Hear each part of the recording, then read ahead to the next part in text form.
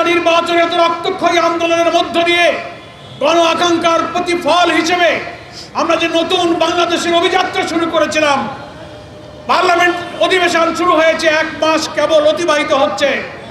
রাজনীতিতে এই সংকট কে তৈরি করলো? সারা দেশবাসী জানে এই সংকট তৈরি করেছে ক্ষমতাসীন বিএনপি।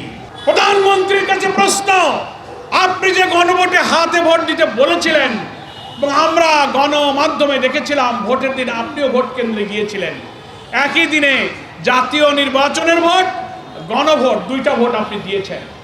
তাহলে আপনি তো হাতে ভোট দিয়েছিলেন। আপনার হাতে ভোট দেওয়ার অর্থ হলো জুলাই সনদের সমস্ত সংস্কারের পক্ষে আপনি হা বলেছেন। এই হা বলার মধ্য দিয়ে যে রায় বাংলাদেশের মানুষ দিয়েছে, অন্য মন্ত্রীরাও দিয়েছে, আমরাও দিয়েছি। তাহলে আপনার কাছে প্রশ্ন, আপনি কি আপনার দেওয়া ভোটের ফলাফলকে অস্বীকার করবেন?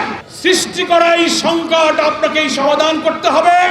তার অর্থ হলো চলমান সংসদে, সংবিধান সংস্কার পরিষদে আপনি শপথ গ্রহণ করুন আপনার দলকে নিয়ে, জুলাই সনদকে মেনে নিন, গণভোটের ফলাফল কার্যকর করার জন্য সেই জুলাই সংস্কার যে সংবিধান সংস্কারের পরিষদ, সেই পরিষদে আলোচনা করে আইনে পরিণত করে সংবিধানের তফসিলে আপনি অন্তর্ভুক্ত করুন।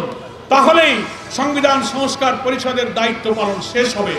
তা না হলে জাতিকে বলতে হবে, আজকে যেমন আপনি আপনার মন্ত্রীরা বলছে গণভোট অবৈধ, অর্ডিন্যান্স জারি করে গণভোট বাতিল করছেন, তার অর্থ হলো আমাদের দেশের প্রধানমন্ত্রীর ভোটকে বাতিল করার জন্য অর্ডিন্যান্স আনা হয়েছে পার্লামেন্টে। এই গণভোট বাতিল করার অর্থ আপনার ভোটকে বাতিল করা।